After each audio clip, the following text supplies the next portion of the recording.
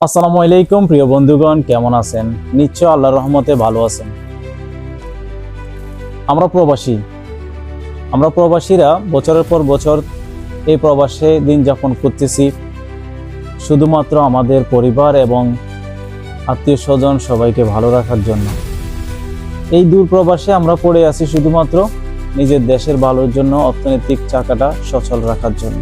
বছরে একটা ঈদের দিন যায়, সেই দিনটাও অনেক প্রবাসী কাজ করতে হয়, তার ব্যতিক্রম কিন্তু আমি না।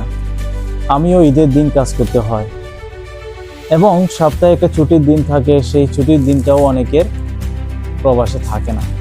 প্রবাসে আরও অনেক জটিলতা আছে। একটা মানুষ যদি প্রবাসের মাটিতে মারা যায়, এই লাশটা পর্যন্ত দেশে নিতে আত্মীয় স্বজনদের অনেকের এই ঝামেলা পোহাতে হয়। কিন্তু এই সমস্ত বিষয়গুলো নিয়ে কথা বলার মতো কিন্তু আসলে কেউ নাই।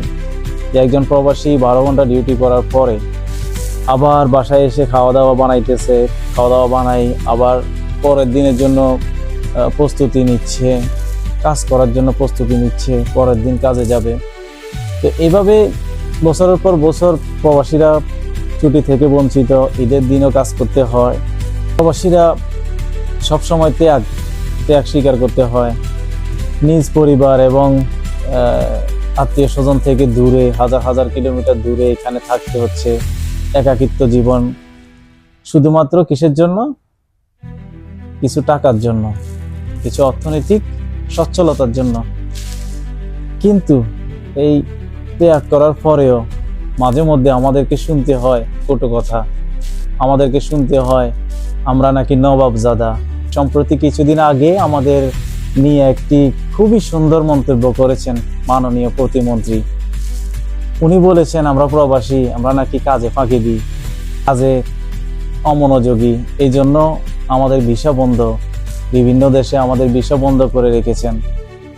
তো উনি তো কখনো প্রবাসে এসে থাকেননি, উনি তো কখনো প্রবাসীদের জীবনটা লিড করেন নাই, উনি তো এই জিনিসটা কখনো বুঝেন না, অবজার্ভ করতে পারেন নাই। উনি যে এই কথাটা বলেছে, এটা কি কোনো কথাটা সঠিক বলেছে কিনা আপনারা এটা বিবেচনা করবেন বা বিচার করবেন আপনাদের মেধা দিয়ে। তো আমি বলবো উনি এই কথাটা বলা একদমই ঠিক হয় নাই এবং ওনাকে অনতিবিলম্বে আমাদের সকল প্রবাসীদের কাছে ওনাকে ক্ষমা চাইতে হবে এবং উনি যেন এই কথার জন্য অনুতপ্ত হন। উনি যেন এই কথার জন্য অনুতপ্ত হয়ে সকল প্রবাসীর কাছে ক্ষমা প্রার্থনা করেন। তো ধন্যবাদ সবাইকে, ভালো থাকবেন, সুস্থ থাকবেন। আসসালামু আলাইকুম।